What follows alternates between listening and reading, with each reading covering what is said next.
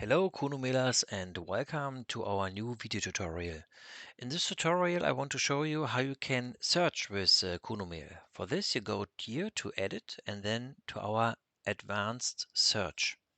In our advanced search you can type in the search bar here. For example, I search for mailing. Now I have the option to search in my select email account. If I have more accounts, I can here choose search all my accounts, or I can choose search in my local folders here on the left top. Um, Also here now I can say search in the sender address, search in my subjects, or search in the email text. I just want to search it in the sender address and in subjects. And if I have thousands of emails, I can here choose the date I want to choose from to.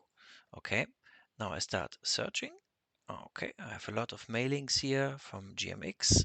I go to one of these and Kunomail automatically goes here in the background to the email.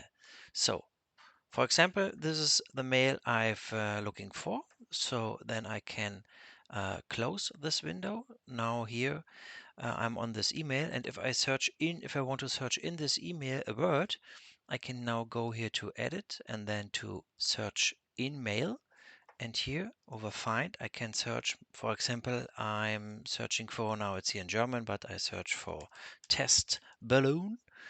And now it's automatically marked here in my email.